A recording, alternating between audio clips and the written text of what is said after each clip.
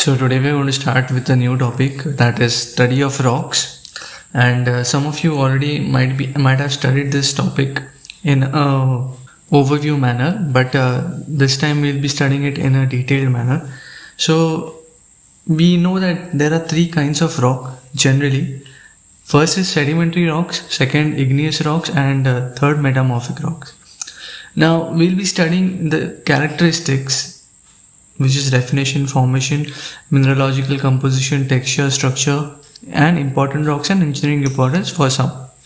So sedimentary and igneous rocks, we are going to study all these properties. For metamorphic rocks, we would be studying the derivative. Metamorphic rocks are basically derivative of igneous and sedimentary rocks, meaning that from sedimentary and igneous rocks, when they undergo some changes, they form metamorphic rocks. Metamorphism meaning something which undergoes changes. So the rocks which are already present and which are of sedimentary and igneous nature, they only form the metamorphic rocks. Let us first start with the sedimentary rocks and the definition. So definition of sedimentary rocks says that these rocks belong to the group of rocks formed by accumulation, compaction, and consolidation of sediments. Now how exactly these rocks are formed, that we will be studying in detail, but this is a general definition. Okay, some basic trivia about sedimentary rocks. Trivia means some small knowledge. So sedimentary rocks are formed by sediments produced from already existing rocks susceptible to weathering action. Sedimentary rocks are few of the rocks responsible for giving us fossils of prehistoric creatures. Now in the first statement also, from already existing rocks, or they are also derived sometimes from the organic matter, or they are also formed chemically. Okay, when they are formed mechanically, they form from already existing rocks. Okay. Third point, sedimentary rocks are known to cover as much as 75% of the Earth's surface. So they are widely found rocks on the surface of the Earth. But these rocks do not exist in the depth of the Earth. They are found on the surface of the Earth. But in the depth of the Earth, if we take the upper 16 kilometer of the Earth's crust, I hope you know the radius of Earth. It is 6370 kilometers. Around this much. If we take just the small 16 kilometers from top, you will see that these rocks are hardly about 5 to 8% of the volume of that crust. So it means that these rocks are not present in the depth, but they are on the surface, most of them. After definition, let us study the formation, how these rocks are formed. So there are basically three ways how they are formed. First is called as clastic rocks or mechanically formed rocks. Second, chemically formed rocks. And third, organically formed rocks. So clastic rocks, first one, the formation of clastic rocks. Let us say that we have a rock already present, and now the formation of any kind of rock, be it sedimentary, igneous or metamorphic, it is a very long-term process. Okay, igneous rocks sometimes are formed very quickly by eruption of volcanic material, that we'll be studying later. But these sedimentary and metamorphic rocks, they are formed over very long durations, like hundreds and thousands of years. Okay, so that process is very long. In this formation, when a rock is acted upon by wind, ice, water and other chemicals, basically this is called as weathering, correct? Then what happens, that the rock disintegrates into smaller particles, correct? Now these smaller disintegrated particles, they are easier to be carried along with winds. Okay, so let us just first study the first process, which is decay and disintegration. So the existing rocks exposed to weathering and decay disintegrate into smaller fragments.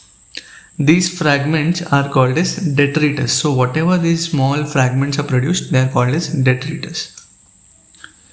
When wind comes, not only wind, but it can be any other transporting medium, such as your water is a transporting medium, in the rivers, and sometimes ice, glaciers are your transporting medium. So if they are subjected to any transporting medium, what happens? They transport to another place and they get settled to that place. For example, the wind which was blowing here, it settled the particle where it could not move. Just a minute.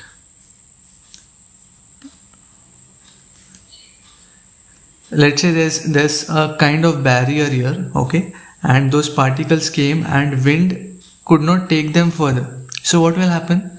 The rocks will, those disintegrated particles, detritus will settle down here somewhere, correct? So transport of sediments is the second step in the formation of clastic rocks. The detritus so formed is transported by various agents, wind and water being the most influential. The other agents are ice, glaciers, glaciofluvial, etc. Glaciofluvial meaning ice plus water, like that. Third step is that first layer got deposited here, correct? Same way, there will be multiple rocks in that vicinity. The wind will bring the detritus from many rocks or from the same rock also. It will bring those all detritus and it will collect it here. So this is from the second rock. If you see, the color is different. Then third rock, fourth rock, fifth rock, like this. The detritus will get accumulated over each other. This is called as gradual deposition. So the sediments or detritus produced are transported to settling basins such as continents, along seashore or in the deep sea. These sediments come from various rock sources. So it is, as I already told you, it may be not from only one rock source. There will be multiple rocks which are disintegrated. They undergo sorting and are deposited in a layer form depending on the size, density and shape of the sediment. So what happens here in gradual deposition, they not only deposit gradually but they also undergo sorting where the smaller particles and the larger particles are separated and they form the layer depending on that.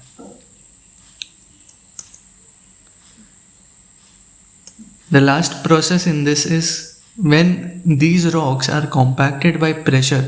You can see the larger fragments are on top and the smaller are on bottom. So because of the weight and also because of some other external pressures, when they are pressurized from top, they fuse into each other. This is again a very long process. It does not happen immediately. They fuse into each other and we get one solid rock, which is your sedimentary rock. So this process is called as diagenesis. The process of transformation of loose sediments to a solid cohesive rock is called as diagenesis. Diagenesis is done by two processes. First is welding, in which the sediments fuse in together to form a solid lump mass. That is, we have two sediments, let's say. In welding, what will happen? Both will fuse into each other and they will form a single unit basically. Second is cementation, in which the sediments are joined by fillers in between them. So what is cementation? We have two sediments here. These two sediments are joined by some in between filled mass. For example, in construction we use cement. You might have seen how we lay bricks. Okay, there is a brick here, there is a brick here, right? There is a brick here somewhere. To join these bricks, what we do? We put cement, right? Because of that cement, these bricks are joined. Similarly, there are two sediments and in between there is some cementitious material. When I say cementitious material, it does not mean cement. Cementitious material means it is the name given to any material which can join two things. Okay. This is the example of sedimentary rock. If you see the layers, how they are very predominantly formed and how they are identifiable. So yeah, this was about the clastic rocks and this is a sedimentary rock. Second is sedimentary rocks chemically formed. What happens in this is that when a river is flowing, and in the course of that, what it does is these rocks which you see along the river bed, they have some salts present on it. When the river flows, these salts, it takes the salts from them, and in its course it deposits those salts somewhere. There is a very simple experiment that you can do. What you can do is that you can take a jar, you can put some water, and you have to then keep on adding salt. Keep adding salt, keep dissolving it. You have to keep on adding it till the point that no more salt can be dissolved into it, right? That is the saturation point of that salt. After that, if you just put a thread into it and leave it for some day, what you will see is that it forms a solid lump of that salt. So this is somewhat the way how the sedimentary rocks are formed chemically. Those salts which are taken by the river, they are deposited somewhere, and this is one of the example, rock salt, which is a sedimentary rock. Okay. Next is organically formed rocks. Now we know that in water bodies there are crustaceans, these sea creatures, brine shrimp, barnacles, then this ostracod, sandhopper, crab. The common thing in between them is crustaceans, meaning that they have some outer shell to them, and that shell is made up of calcium predominantly. Okay. Now what happens is when these animals die, they die and they go to the bed of the river. For many years, if they are present there, that calcium which is there, that tends to form a rock. Okay. And similarly, as I had already told you, that sedimentary rocks are also those rocks in which we get fossils. So this is also the way how fossils are formed. You might have seen even in the news that some rock was broken and inside there was a fossil of a particular animal. So this is how that organically formed rocks are, how those fossils are formed due to organically formed sedimentary rocks. So predominantly made of calcium, magnesium carbonates, etc. So these calcium carbonates, etc., when they deposit on the sea floor and keep on accumulating on each other, what happens is the loose sediments of the organic sedimentary rocks, they combine with each other. As I already told you, the diagenesis process, they are either combined by some cementitious material or they are either fused with each other. And this is one of the example that you can see for organically formed rocks. After the formation, let us learn about the mineralogical composition and what are the factors affecting mineralogical composition. So what this topic basically says is what will be the mineral composition of your sedimentary rocks and how to determine that, what it will actually tell you about the sedimentary rocks, right? So it depends on 4 factors. First is nature of gathering ground, duration of transport, mixing of sediments, and type of sedimentary particles. Now as I already told you, that what this topic deals with is, if I am having a particular kind of sedimentary rock, based on the minerals that are present in that rock, I can identify what would be the nature of gathering ground, that is from where that rock has come, from where those particles present inside that rock have come. For example, just see here, if a stream is passing over a carbonate rich hill, as I already gave you an example in chemically formed sedimentary rocks, that when the water goes in its course, when it is flowing in the course, and if there is some rock present in between, it will keep on gathering the salts which are there from that rock. If that rock is very rich in carbonate content, then the final product which will be formed is limestone. Just an example, limestones have a lot of carbonate content. It is basically calcium carbonate. Some of you might be knowing what limestone is. You might have studied in the chemistry. They are basically calcium carbonate. They have a lot of content of that. And seeing the limestone, I can say that okay, from wherever I have found this limestone, the stream would have come over, the stream would have gathered a lot of carbonate content from the adjacent rocks, correct? Stream passing over silica rich hills. This will give me sandstones. So sandstones also have predominantly silica into them, and seeing the sandstone, the mineralogical content of sandstone, I can see that from wherever I am getting this sandstone, the stream which is depositing the sandstone is coming across a lot of rocks which are having silica content into it, correct? Next is duration of transport. So it has more time and less time. In more time, I can say that if I am receiving a particular sedimentary rock in my laboratory and I am doing some mineralogical testing on it, and if I see that there are very fine minerals are present, but they are present in very less amount, and few minerals which are resistant to weathering, they are present in more amount, what I can say is that that rock was present in that place for a very long time, because the fines which are there on the rock and which are there in very less amount, they have worn out, or they are mostly gone in the due course of time, and only the resistant ones are remaining.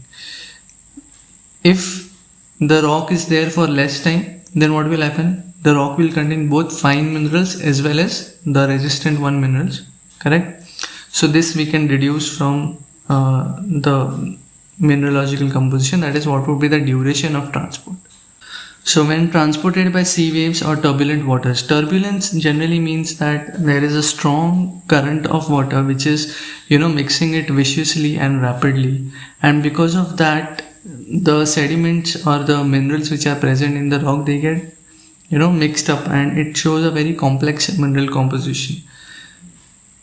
Whereas those transported by glaciers, the mixing does not take place, because if you have seen the movement of glaciers, it moves rapidly, but it is not a violent movement. It moves in a straight line, or it's a relatively calmer movement than a turbulent water.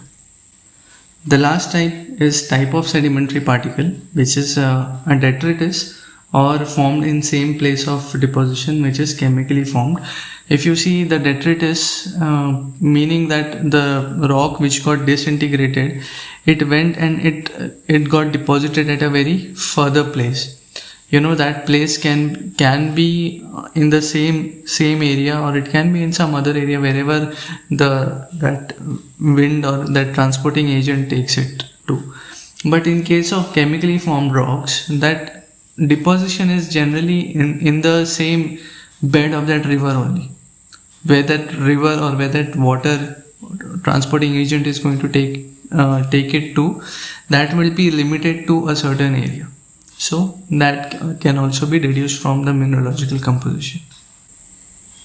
Now let us learn about the texture of sedimentary rocks. Sedimentary rocks show considerable variation in their texture or mutual relationship of constituent minerals. Their texture is determined by at least 6 contributing factors. So let us study that. And the thing is that we are studying all this is because from each of the property that we have studied previously, we can identify what happened with that rock, or from where it had come, what was the transporting agent for that rock, So we can study a lot about those rocks by knowing these properties. So first, from texture, what can we understand about the rock? First is origin. We can understand the origin. First is whether it was formed clastically, that is mechanically formed rock, whether it was a chemically formed rock, or whether it was organically formed rock, right? If it has detritus to it, it means that it was a mechanically formed rock, correct? If it has, some content from the seabed or from the river, then we can say that it is chemically formed rock. If it is fused or something like that, if crystallization is there or not. Third is organically formed rock. If it has a remains of some kind of organic matter meaning some animals, plants, something like that, then it is an organically formed rock, and that will tell you about the origin of that rock. Correct? Thus, they may show a elastic texture. I'm sorry, that's not elastic, it's clastic texture or a non-clastic texture. So this will show a clastic texture and these won't show clastic texture. Then is the grain size. Coarse grained rocks average grain size is greater than 5 mm. Medium grained rocks average grain size is between 5 and 1 mm. And fine grained rocks average size is less than 1 mm.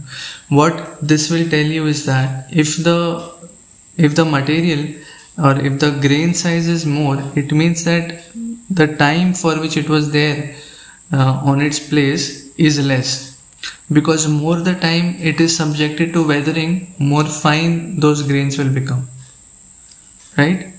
So this coarse grain, medium grain and fine grain, it will tell you that for what time it was subjected to the weathering process, basically. Then shape of grains. So there are basically 4 shape of grains in which we can put them. First is rounded, sub-rounded, angular and subangular. Now what is this? We can see a chart here, a type of chart. We can see that it's a type of graph, basically, where this would be an axis like this and this would be an axis like this. In this axis, we are starting from angular and we are moving towards rounded. In this axis, we are starting from low sphericity and moving to high sphericity. Now what does that mean? That when we are on the angular side, the edges of individual grain is angular, and low sphericity means that you can see that it is not at all spherical. As we move upwards, it becomes more spherical in shape, and as we move right, the edges become more rounded. So this is a chart showing that, right? So this particular grain is the most rounded and the most spherical. This is rounded, but it is not that much spherical. This is also rounded, but it is not at all spherical. The sphericity is very low. So these can be considered as rounded. These can be considered as sub-rounded. These can be considered as angular. These can be considered as subangular. That is not. It is in between rounded and in between angular shape. So more rounded shape indicates the degree of transportation and abrasion. More rounded are the particles. It means that it was carried for a long distance. And the abrasion, there are 2 things, abrasion and attrition. Abrasion meaning the action that the transporting medium takes on those particles. That is called as abrasion. And attrition meaning that what happens when those 2 particles collide with each other. So more the abrasion and more the attrition, more rounded will be that particular shape of grain, correct? So that will indicate the degree of transportation and abrasion which that particular particle has subjected to. Next is packing of grains. Open packed and densely packed are 2 types. It basically means that densely packed structure indicates the amount of pressure which is subjected over the rocks. So as we had seen in the clastic, that detritus is subjected to a pressure over it, right? If that pressure is not enough, then the particles will not be compacted or they will not be densely packed. They will be loosely packed. So again, seeing the texture of that rock, we can say that what kind of pressure that rock was subjected to. Correct? Next is fabric of grains. Elongated particles in sedimentation rocks are studied for their orientation, and based on the orientation, it gives the idea of the direction in which the particles were deposited. So see that in the direction of the transporting medium, those particles which are getting deposited, they will also be aligned in that direction, correct? For example, if the wind is blowing in this direction, then the particle will also be aligned generally in this direction, like this. So seeing the texture of your sedimentary rock, you can say that in what direction that transporting medium was there. The last one is crystallization trend. It is simply that whether your sedimentary rock is having a crystallized structure. Crystallized structure, if it is not having, then it must be having an amorphous structure. In crystallized structure, you can clearly see the crystals which are there on the rock. In amorphous structure, everything is fused together, so that crystallized texture will not be there. Okay. After texture, we have structure. So in structure, the first one is mechanical structure. Stratification is first type of that. It is the layered arrangement in sedimentary rocks which is either prominently seen or is seen on close inspection. So you can see that how layered these sedimentary depositions are. They are having a stratified nature to it, right? Next is lamination. It is similar to stratification, but the layers are very thin, generally less than 1 centimeter.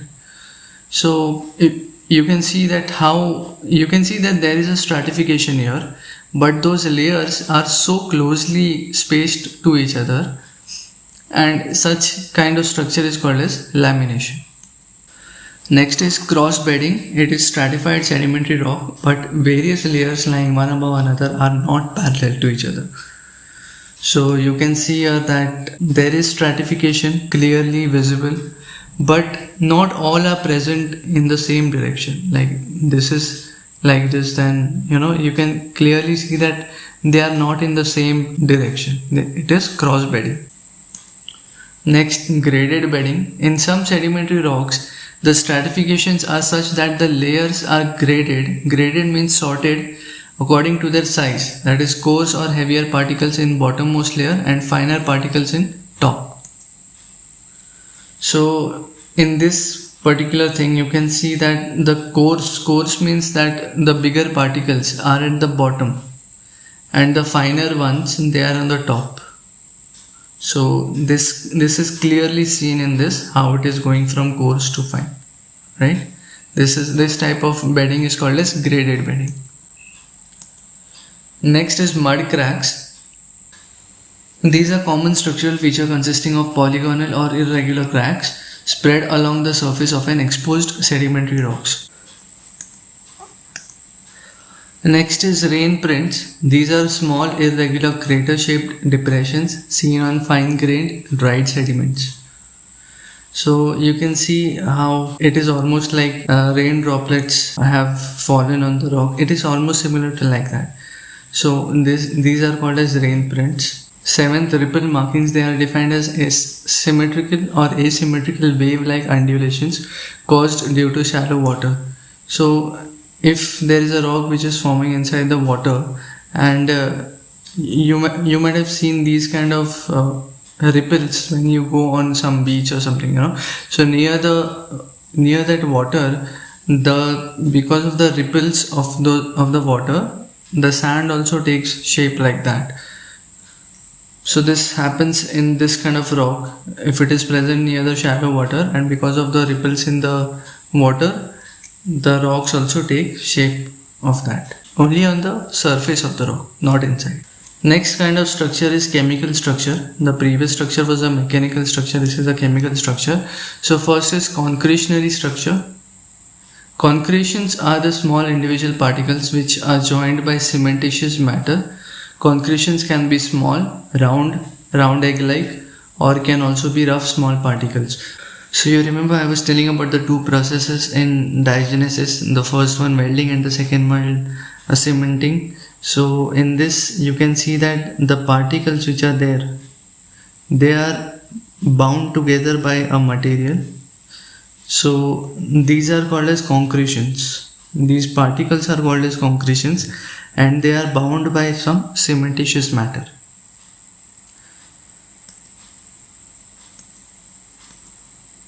Second is nodular structure. These sedimentary stones have irregularly shaped nodule projections. So you can see that there are projections all over this sedimentary rocks. small projections which have come up.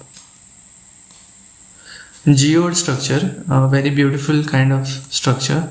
Geode is a hollow shell of rock in which the interior is lined with inwardly projecting crystals. So you see that it sometimes also forms on the coconut shells, by the way. You know, if there are coconut shells which have fallen inside the water, not always necessary, but if there is a coconut shell fallen inside the water, then there might be chances that the particles which are carried from the water, they get deposited in and around that shell, forming a beautiful structure. These structures are widely sold near the beach areas also. Sometimes they are fake, sometimes they are genuine. The last one is organic structure. So organic structure has two types. First is fossiliferous and second is stromatolitic. Fossiliferous, these stones have presence of fossils in them. Sedimentary stones are only stones in which you can find fossils. You can find fossils present in the sedimentary stone because sometimes the depositions happen over the dead bodies or dead carcass of that animal or anything, animal or plant, and on top of that rock is formed. And stromatolitic, they are produced by presence of remain of algae or other vegetations. So this is it for today's lecture. See you in the next lecture. Thank you.